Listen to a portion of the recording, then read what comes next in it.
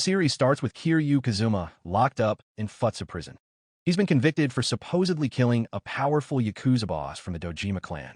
Every day, Kazuma trains hard because he's not just any gangster. He's the Dragon of Dojima, a name that still scares people on the streets. Going back to 1995, at Sunflower Orphanage, Kazuma and his 3 childhood friends were tired of living in poverty. So, their plan was to rob a slot machine gambling place in Kamurocho. Each friend had a job. Kazuma led a biker gang. Yumi acted as lookout, Miho sneaked inside to watch the guards, and Nishiki, who worked as a security guard there, was supposed to cause a distraction by setting off a flare near the sprinkler system. When the alarms went off and panic spread, the managers tried to hide their money by stuffing hundreds of thousands of yen into a rice cooker.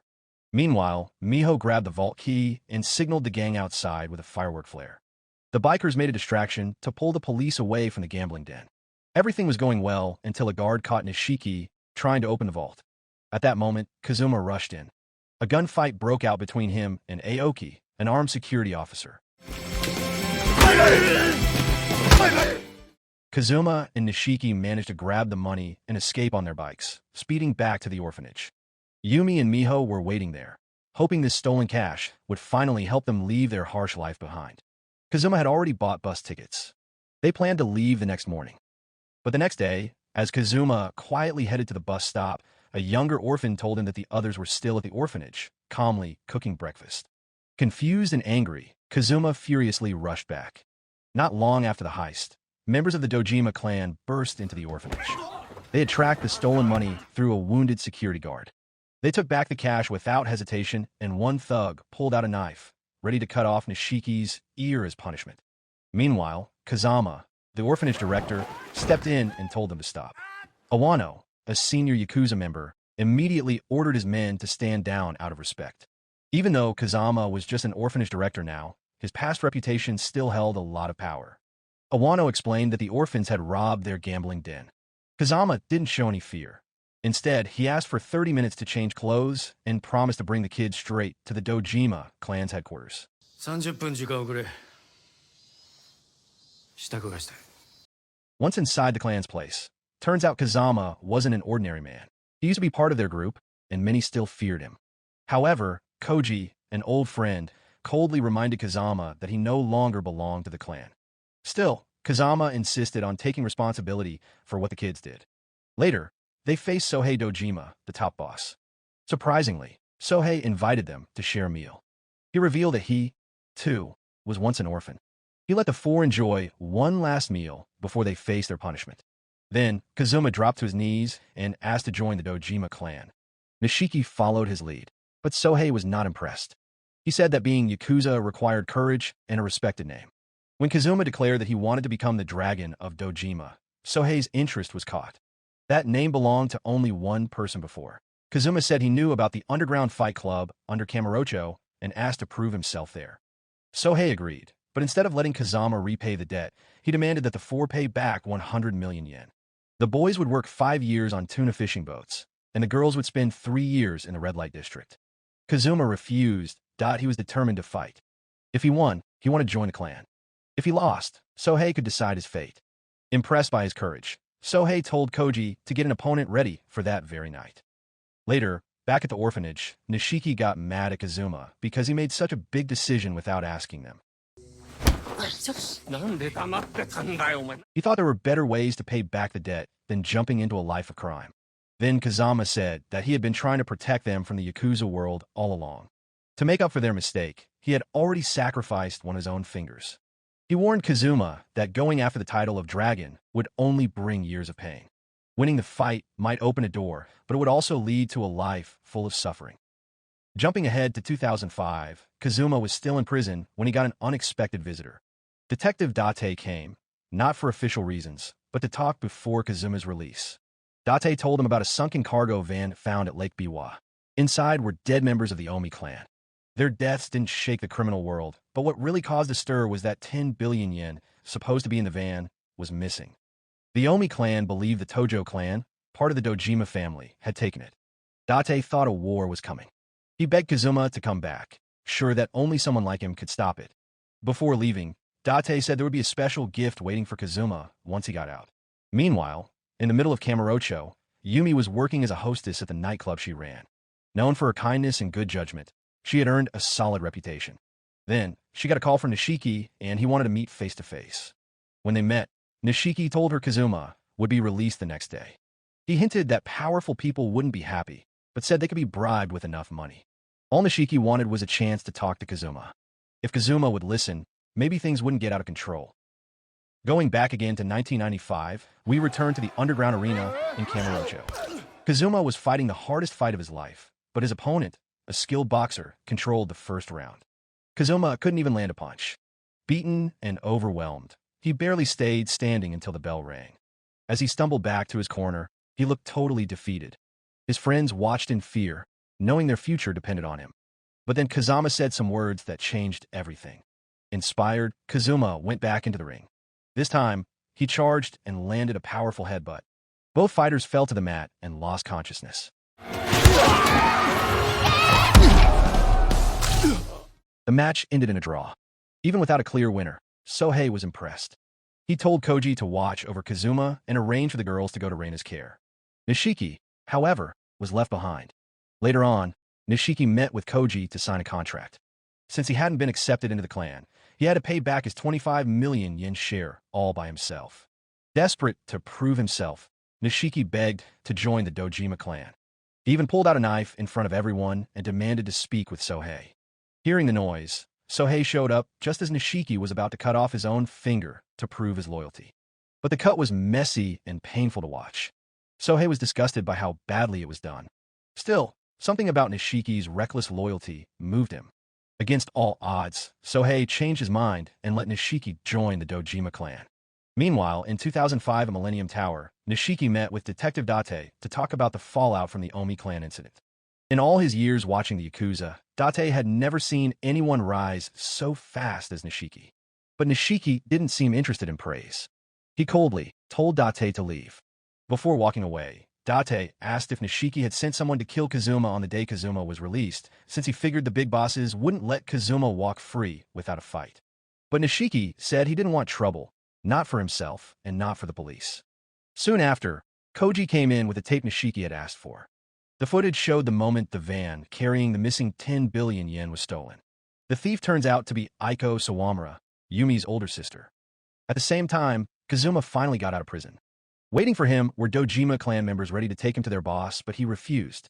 That didn't go over well, so they attacked. But Kazuma, the dragon of Dojima, quickly defeated them all.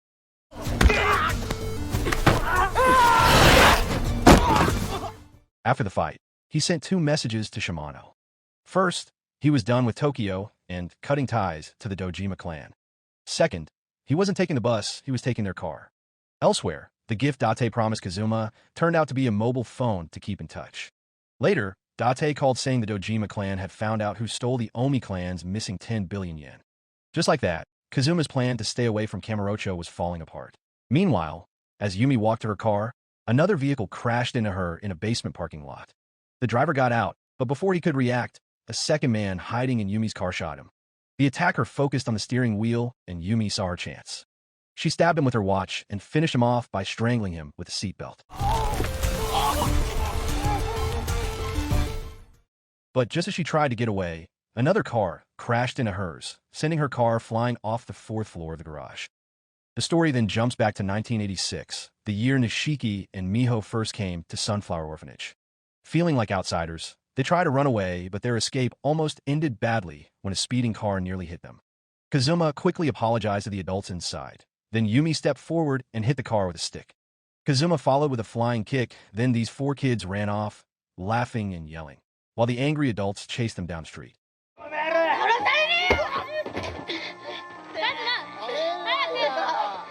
Back in the present, Yumi came to just as her attackers closed in on her wrecked car. With no time to waste, she grabbed her gun and fought back, holding them off until the sound of sirens made the attackers run away. Meanwhile, Kazuma was back in Kamurocho. He walked into a clothing store to find something decent to wear while he was there. But a few thugs tried to bother him. After a few solid punches, they were all knocked out on the floor. Soon after, Kazuma met with Detective Date at the police station. Date showed him disturbing crime scene photos. 2 years earlier, a killer called the Shinjuku Devil had committed a series of murders. Most recently, Kanamura, the Dojima clan's second-in-command, was killed at a barbecue joint. His body had a strange demonic symbol marked on it. The killer, a man named Muga, was now protecting Aiko. With tensions already high between Japan's two biggest Yakuza groups, this could start a full war. Date urged Kazuma to step in and help find Aiko. Even the police couldn't track her down. At first, Kazuma wasn't interested. But when he found out Yumi had been targeted and hurt in a fake car accident, he decided it was time to get involved. Going back to 1995, Kazuma and Nishiki had started working for the Dojima clan. At first, their jobs were low-level tasks, but over time, they were officially accepted and became Sohei Dojima's personal bodyguards, following him everywhere, including Reina's nightclub, where Yumi and Miho worked as hostesses. With their new status, they earned respect, and the four of them moved into an old hot spring building they turned into a shared home. Reina saw potential in her new workers and treated them well, even giving Yumi and Miho elegant dresses to wear at work. For Yumi and Miho, it felt like a fresh start. They were finally treated with respect. Plus, Kazuma would pick them up after each shift, making them feel safe from the city's dangers. Despite this new life, Yumi couldn't stop thinking about her sister Aiko, who had disappeared 10 years earlier after running away from home. She still hoped they would meet again someday. Miho comforted her, reminding her to focus on their job. If they kept working hard and saving money, maybe one day they could leave Japan and start over somewhere new. Meanwhile, Sohei was pushing his big Millennium Tower project. At Reina's nightclub, he pitched the idea to a group of potential investors. His plan to turn Kamurocho into Tokyo's next big business center, with fancy shops, luxury offices, and tall apartment buildings. But to make it happen, he needed full control of an important piece of land. He urged the investors to help him get the deal done. However, Edgar, a key landowner, refused to cooperate. He didn't trust Sohei and believed a ruthless man like him couldn't be trusted in business. Later, Edgar met Kazama at a roadside diner and told him that his father had bought a temple in Kamurocho, thinking it was important to the nation. Edgar felt he had to honor that and refused to sell the land to the Dojima clan. Kazama respected his choice, knowing well that dealing with Sohei was dangerous. Shortly after, Edgar's younger sister, Alice, showed up at the diner. Edgar gave her a birthday necklace and told her to protect it no matter what happened. Later that night, Kazuma and Nishiki were pulled into a new mission with another clan member named Busawara. While Nishiki followed Edgar inside a club, Kazuma and Busawara broke into Edgar's office to steal his land deed and official seal. Using a torch and some tools, they cracked open the safe and took the deed, but the seal was missing. Suddenly, Nishiki called with a warning. Edgar was coming back, but when they checked the club's restroom, Edgar wasn't there. They found the Majima brothers leaving instead. That's when they discovered Edgar's dead body inside. It was a setup. Busawara admitted that stealing the deed was his idea, trying to get on the boss's good side. But after Edgar's death made the news, things went out of control. Koji was furious. Even though Kazuma and Nishiki didn't kill Edgar, they were now caught up in the scandal. Worse, without the seal, the deed was useless because Edgar's family could just get a new one. Sohei, angry about the mess, ordered Koji to call Majima and Taiga. He clearly had a new plan in mind. Then a breaking report said Busawara had been arrested at home, accused of murdering Edgar Bell at the Maharaja nightclub. Kazuma and Nishiki knew Busawara wasn't the killer because they were with him that night. Now, they could easily get dragged into the murder investigation too. The next day, Kazama was at their shared home taking care of Miho, who had collapsed from drinking too much. Even though they no longer lived at the orphanage, Kazama still felt like a father watching over his kids. That morning, he got a panic call from Alice. She was now being hunted by the Dojima clan after her brother's death because they wanted her official seal. Kazama told her to hide at Hotel Kaneda and promised to find a way to get her out safely. That night in Kamurocho Plaza, Kazuma ran into Date and Araki. They questioned him about Edgar's murder, pointing out he had been seen at the club with Busawara. Kazuma denied knowing anything and refused to speak about things he couldn't confirm. Moments later, Nishiki showed up and said he knew where Edgar's sister was hiding. He urged Kazuma to go with him to Hotel Kaneda. If they could get the seal back, maybe they could earn their boss's trust again.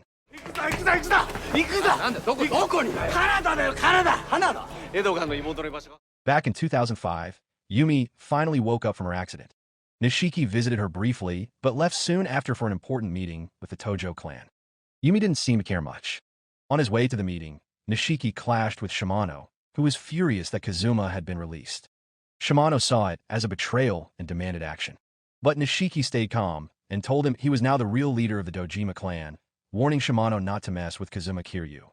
The situation almost blew up until Masaru, the clan leader, arrived and calmed everyone down.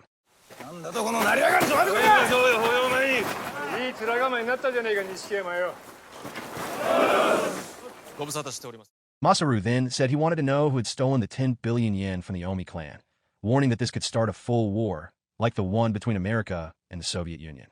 Masaru didn't think anyone in their clan would be that reckless, but Nishiki volunteered to handle it. He asked to deal with Kazuma, personally, since Kazuma had killed their former boss. Masaru agreed, trusting Nishiki for now. Meanwhile, at a quiet city library, Aiko had left her daughter Haruka alone for a few minutes while she went to buy plane tickets to Hawaii. But soon after Aiko stepped out, masked gunmen stormed the building looking for her. Chaos broke out. Haruka saw them start shooting and ran to hide in a restroom. Just when she was trapped, Kazuma showed up. At the same time, Aiko came back to the library with snacks, only to find the building on fire from a huge explosion.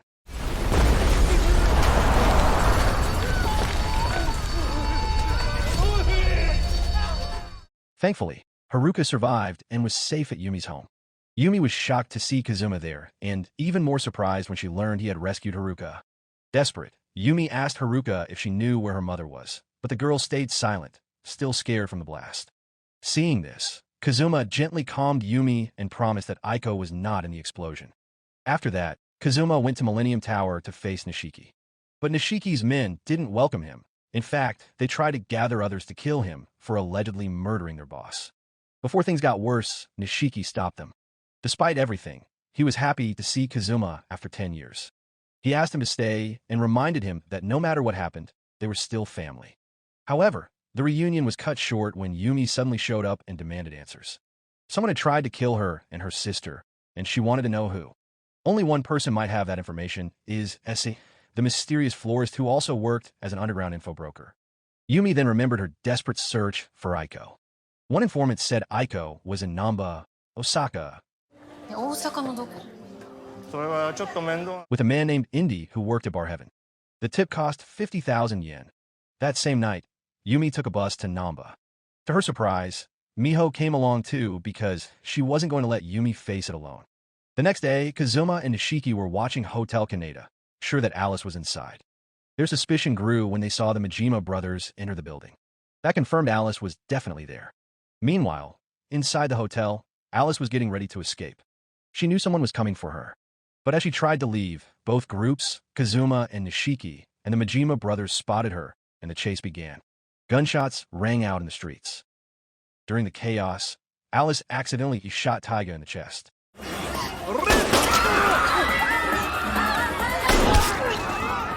Angry and shocked, Majima started shooting wildly in a rage. Just then, Date and Araki arrived, trying to calm him down. Kazuma and Nishiki grabbed the injured Alice and rushed to get her to safety. But Majima wasn't finished. He chased them through the streets. Araki called for permission to join the chase. It ended in an empty building, where Majima caught up and started a brutal fight. After a tough battle, Kazuma and Nishiki managed to knock him out.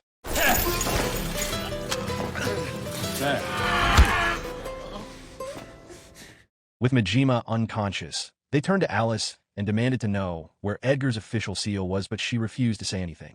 Moments later, Araki rushed in and told them the police had surrounded the building. With no choice, Kazuma and Nishiki ran away, leaving without the seal or any answers. But as Araki got close to Alice, he dropped the act. Instead of helping her, he handcuffed her and took off her necklace. That necklace was the official seal. Meanwhile, back at the Dojima offices, Sohei was furious. Majima's wild shootout had scared away several investors for the Millennium Tower project. Angry, Sohei stabbing his left eye as a warning about how his mistakes had hurt the clan. Right after, Awano came in saying Araki had arrived with something important. It turned out he'd been working undercover for the Dojima clan all along. Smiling proudly, Araki gave the seal to Sohei. Impressed, Sohei rewarded him well and gave him a new title. From then on, Araki would be known as the new underground informant, the florist to see.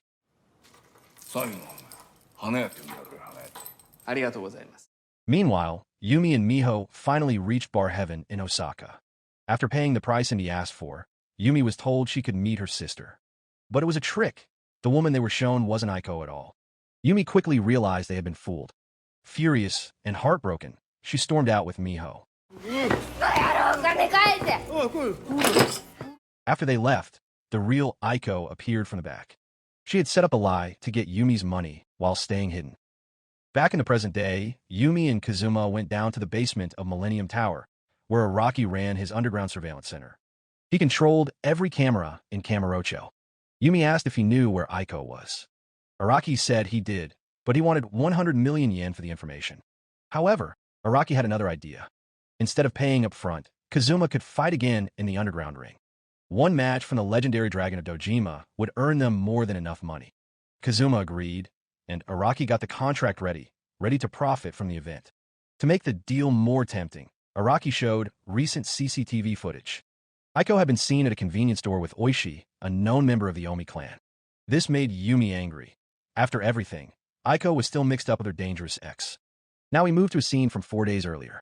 Oishi is drinking alone in a rundown bar on the edge of the city. He was bitter and drunk, complaining about Aiko. He said she left him after they stole the 10 billion yen together. But as he spoke, a group of armed men burst in and killed both him and the bartender, making sure no witnesses survived. It turned out that just 1 day before Oishi died, he and Aiko had pulled off the biggest robbery of their lives. They didn't realize their target was carrying the Omi clan's fortune. Oishi hesitated, but Aiko pushed him to go through with it. She didn't care what happened next. All she wanted was a chance at a better life with her daughter in Hawaii.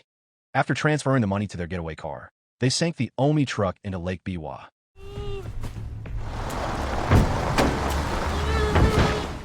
Back in the present, Kazuma and Yumi arrived in Osaka, still chasing any clue about Aiko.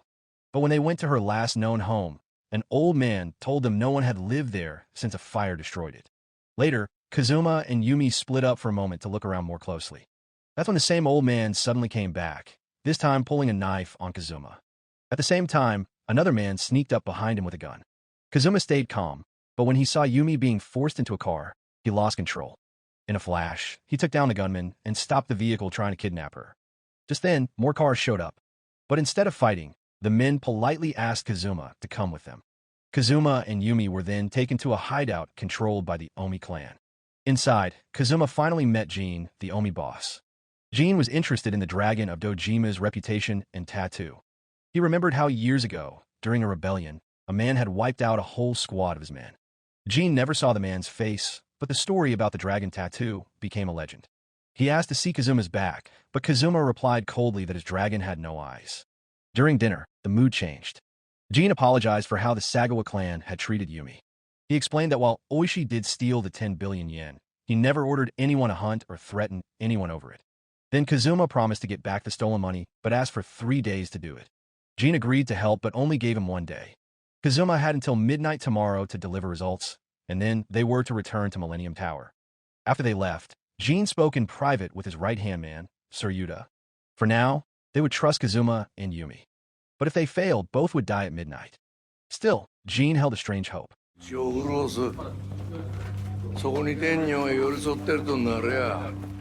Later that night, Kazuma and Yumi ate dinner together. Kazuma quietly called Nishiki to tell him that neither Oishi nor Aiko were in Osaka. He asked Nishiki to start searching Tokyo and to let him know if anything came up.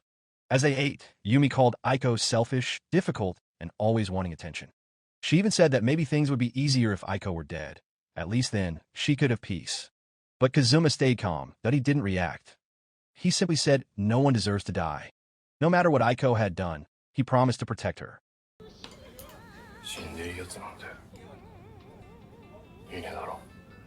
Back in 1995, Kazuma was training hard in Kamurocho Plaza, getting ready for his next boxing match. Miho stopped by to wish him luck and watched him in the ring with admiration. But suddenly, she collapsed. Her illness had caught up with her. Nishiki and Yumi quickly took her to the hospital.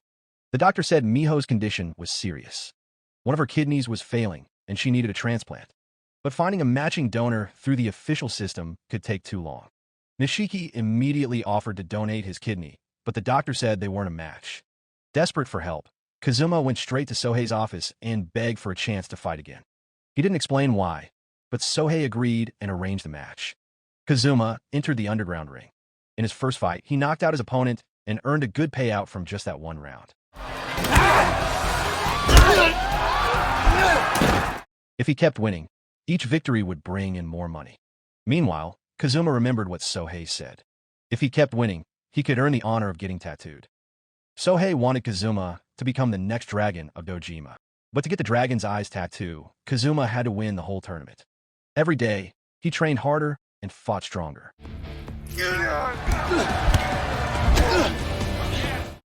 At the same time, Nishiki and Yumi were doing everything to raise money for Miho's treatment. One evening, Sohei pulled Nishiki aside at a food stall and asked how Miho was doing. Then he revealed the stall owner was connected to the black market, someone who could get a kidney from Southeast Asia. But it would cost a lot. To jump the wait list, Nishiki needed 100 million yen. Sohei offered a plan that, if Kazuma threw the final fight, the prize money could pay for the transplant. Since Kazuma was becoming famous, fixing the fight wouldn't be hard. Meanwhile, Yumi begged Reina for a small loan, desperate to save Miho. Seeing how much Yumi was struggling, Reina agreed to lend her the money. Suddenly, Aiko showed up at the club. Yumi was shocked. She quickly took her sister home to avoid scene. She had many questions. Why now, after 10 years? Aiko just said she wanted to see her sister again. Seeing how much Yumi had changed, she admitted she wanted to be like her. Surprised by Aiko's honesty, Yumi didn't push her away. On the other hand, Nishiki couldn't stop thinking about Sohei's offer. He knew if he agreed, Miho might live. But to get the money, he would have to betray Kazuma. Back in 2005, the leaders of the Dojima clan gathered for an emergency meeting. Oishi's body had been found in their territory, and they were sure the Shinjuku devil was behind it. But what worried them most was the message. Why leave the body there? Was the devil trying to start another gang war like the one 2 years ago? With Oishi connected to the stolen 10 billion yen from the Omi clan, the situation was urgent. If they didn't find the money, or at least locate Aiko, the clan could be destroyed. Meanwhile, Detective Date contacted Kazuma. He confirmed that Oishi's body had the same pentagram carved into his chest, the mark of the Shinjuku devil from years ago. Date believed Aiko might still have the money. Since Oishi was dead and dumped in Kamurocho, it raised a scary possibility that the devil might have used both Aiko and Oishi to steal the money, setting up a war between the city's biggest Yakuza clans. On the other hand, at Yumi's house, Haruka was staring at an old photo her mother had sent. On the back was a chilling message. Aiko regrets ever being born, especially if Haruka dies because of her. On the photo's background, she recognized it as Lake Megami. Without telling anyone, Haruka quietly left the house and headed straight there. Not long after, Haruka's nanny called Yumi in a panic. Haruka was missing, and in her room, they found a letter from Aiko addressed to her. Yumi feared Aiko was planning to do the unthinkable and had asked Haruka to come with her one last time. There was only one place that made sense, the place tied to painful memories of their parents' death. Before leaving, Yumi warned Kazuma not to contact Nishiki. She believed Nishiki was working with the Shinjuku devil. In her eyes, the devil wasn't after money, power, or revenge. He wanted Kamurocho itself. Meanwhile, at Araki's underground hideout, several masked agents working for the Shinjuku devil stormed in, demanding to know where Aiko was. Araki said she had already left Kamurocho, but admitted her daughter, Haruka, was still at Yumi's house. However, a quick check showed Haruka had already disappeared. Surveillance confirmed she took a bullet train to Nagano from Shinjuku Station. Then, one agent found a traitor among Araki's crew. Someone was an undercover cop. With no choice, Araki had to work with the devil's men until they found the missing 10 billion yen. The story then flashes back to 2003, when a legend of the Shinjuku devil first shook Kamurocho. At that time, Kanamura, the Tojo clan's number 2, had secretly hired an assassin to kill Nishiki, the rising vice-chairman of the Dojima clan. But the plan went wrong. The devil suddenly appeared and left Kanamura's body mutilated, marked with a reversed pentagram. Since then, the police have never been able to find out the truth. Back in the present, Haruka finally arrived in Nagano, but she missed the last bus to Lake Megami. While waiting at the station, a mysterious person approached her, and moments later, she disappeared.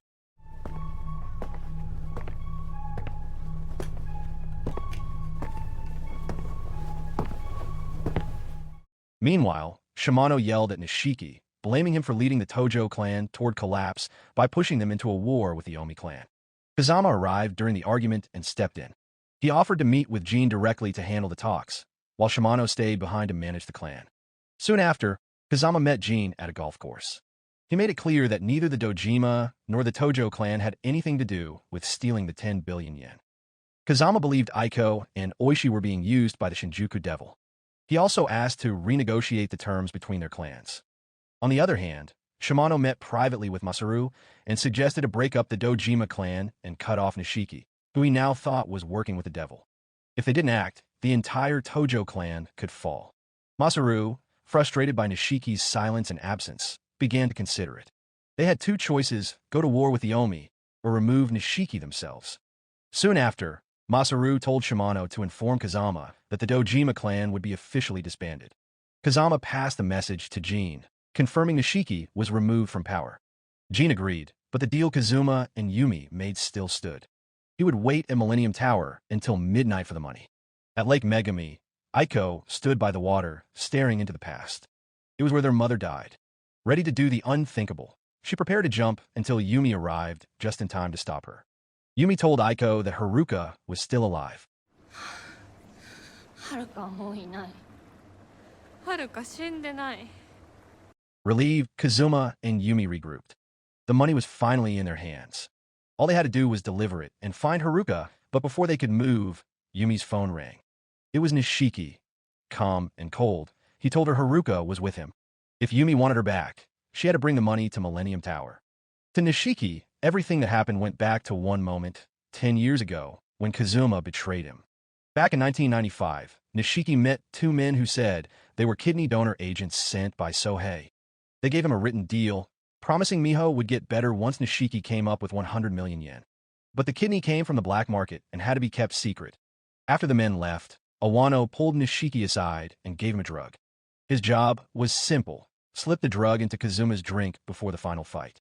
That way, Kazuma would lose, and Nishiki could get the prize money he needed to save his sister. Meanwhile, at Reina's bar, Sohei had a different plan. He tried to convince Reina to lend him all her money so he could bet big on Kazuma's last match against Tenno. He said the winnings would pay for the Millennium Tower project. But Reina didn't trust him. She thought Sohei was trying to fix the fight and refused to help. Back at the hospital, Kazuma visited Miho. He showed her the unfinished dragon tattoo on his back. Only one win stood between him and finishing it. If he won the final match, the prize money would pay for her surgery. He asked her to pray for him that night. The final fight began. The crowd cheered loudly, with many betting on Kazuma to win. But in the middle of the match, Yumi caught Nishiki trying to put something into Kazuma's drink. Acting quickly, she stopped him and confronted him. With no way out, Nishiki admitted everything. He begged Kazuma to lose the fight. The prize money wouldn't fully pay for Miho's surgery, but Sohei had introduced Nishiki to a broker named Sora from the Philippines who promised a matching kidney for a price. Sohei had even bet a lot on Tenno to win, making Kazuma's loss part of the deal. The fight went on, and in the next round, Kazuma took blow after blow without fighting back.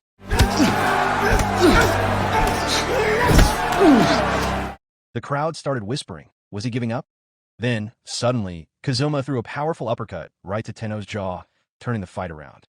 The crowd went wild. Against all odds, Kazuma won. But the aftermath was harsh that Awano's men trapped Nishiki and beat him badly for failing their plan.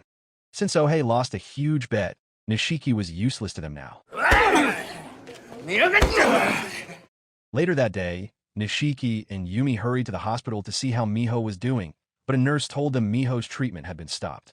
Her heart was too weak, and if they wanted more information, they have to talk to Dr. Oyamada. When Kazuma arrived soon after, Nishiki lost control. He blamed Kazuma for costing Miho her last chance to live. Desperate, Nishiki chased after Dr. Oyamada, who was already trying to leave the hospital quietly. He begged the doctor to do the surgery, saying the money was ready and the kidney donor was already in Japan. But Oyamada said it was too late. Miho's body was too weak for the operation now, and surprisingly, Nishiki had been a match for the kidney all along. Meanwhile, Kazuma, Yumi, and Kazama sat quietly by Miho's side. Her breathing was faint, but she was calm. She had accepted what was coming. Before she died, she asked Kazuma to remain friends with Nishiki, no matter what. On the other hand, Nishiki found the man who connected him to the fake kidney brokers. They met behind a food stall, and Nishiki wanted answers. The man said Sohei had planned all. There was never a real donor. Sohei had used Nishiki for his own gain. In truth, Miho could have been saved with proper care at the right hospital, but Sohei made sure that never happened. Filled with anger, Nishiki lost control and beat the man to death. Later that night, Yumi arrived at work to find the club swarmed by police. The place was being raided. She heard it was a warning from the Dojima clan after Reina refused to cooperate. The club was accused of hiring underage girls, many with fake IDs. Yumi confronted Reina as she was being taken away by Araki. Reina admitted that while her life had many regrets, standing up to the Yakuza wasn't one of them. It was soon revealed that the whole scandal was caused by Aiko. Desperate for money, she had recruited underage girls using fake IDs, knowing exactly what she was doing. She needed the cash for the baby she was carrying, fathered by members of the Dojima clan. Aiko showed no guilt. Watching this, Yumi realized this was who her sister really was. The person she had searched for all these years was never worth finding. Later that night, Yumi came home and was shocked to see Nishiki waiting for her. He hadn't been back for days. Nishiki said there was never a kidney donor. Sohei had lied to him from the start, using him like a pawn. Worst of all, his own kidney could have saved Miho. Then in a moment of pain and confusion, Nishiki tried to force himself on Yumi. She fought him off angrily. When Kazuma came home, Nishiki was gone. His room was completely empty. Yumi explained everything, and now Nishiki planned to kill Sohei, then do the unthinkable to himself. Without wasting time, Kazuma rushed to the Dojima headquarters. Meanwhile, Nishiki had already arrived at Sohei's home, carrying a bottle of liquor as a last gesture. He offered to drink with Sohei in mourning, but Sohei, cold and distant, only gave his condolences. He told Nishiki not to focus on death, because, as he said, everyone dies eventually. He took no blame for what had happened. Outside, Kazuma fought past the guards. He burst into the office, but Sohei was dead, shot by Nishiki. Instead of feeling relief, Nishiki turned on Kazuma. He blamed him, saying none of this would have happened if Kazuma hadn't betrayed him. He said Miho's death was just another result. Kazuma wrestled the gun away from Nishiki and said he would take responsibility for everything Nishiki had done. Jumping ahead to 2005, tensions were at their highest. Shimano led the remaining Tojo clan members to confront Nishiki at Millennium Tower. They forced their way inside, even though Nishiki hadn't arrived yet. At the same time, Kazuma, Yumi, and Aiko came to Kamurocho with the 10 billion yen, ready to give it to Nishiki. But before they could get to the tower, Dojima clan members stopped them. Kazuma told Yumi to drive to the parking garage and wait because he would handle the rest on his own. Kazuma faced the guards, saying he needed to talk to Nishiki. But they said their bosses were already upstairs meeting with him. Soon, Nishiki showed up. Shimano told him they came with orders from Masaru. The Dojima clan was being broken up. Nishiki had to retire from the Yakuza life because this was part of the deal with the Omi clan. Kazama had already worked out the terms. There was no point in fighting anymore. Down at the base of the tower, Masaru arrived and was greeted by the full Tojo clan. He said he didn't want to get involved in the higher-level fights, as long as everything ended peacefully. Then, the Omi clan showed up too, and Kazama stepped forward to represent both groups. But suddenly, inside the tower, masked agents working for the Shinjuku Devil started a brutal attack. Everyone inside, including Shimano, was killed. Shimano's body was thrown from the building, marking the start of an all-out war between the Omi and Tojo clans. Meanwhile, in the basement parking lot, Yumi and Aiko arrived to trade the money for Haruka. But instead of a peaceful exchange, they were ambushed. Masked men loyal to the Shinjuku Devil took them hostage. At the same time, Kazuma reached the upper floors of Millennium Tower and walked right into a massacre. The Dojima members had been slaughtered. Then, one of the Devil's fighters attacked him.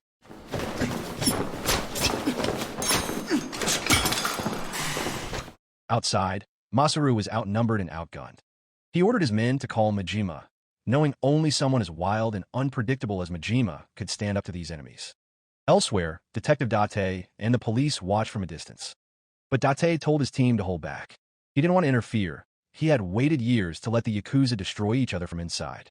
Inside the tower, Kazuma finally faced the man behind the devil's mask. To his shock, it was Nishiki.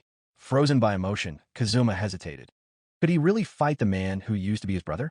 Meanwhile, Yumi and Aiko saw a chance. While their captors were distracted, they fought back.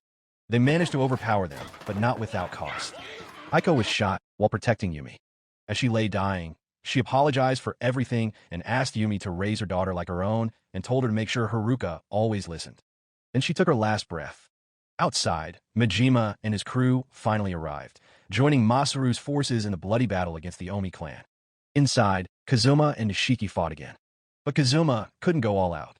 Deep down, he still wanted to save his old friend. Knowing Kazuma would never kill him, Nishiki stabbed himself in the stomach. This was his way of saying sorry to Kazuma, Yumi, and Kazama. No matter what happened, they were still his family. With his last breath, Nishiki revealed that their parents hadn't died by accident. They were murdered by the dragon of Dojima himself. And that man had always been right beside them. Kazuma was stunned.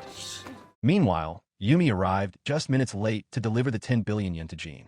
But Jean, moved by her determination, accepted the money and kept their deal. He told his men to stand down. Masaru did the same. With the fighting over, Date finally stepped in and ordered the police to arrest the remaining Yakuza. But turns out Aiko had survived.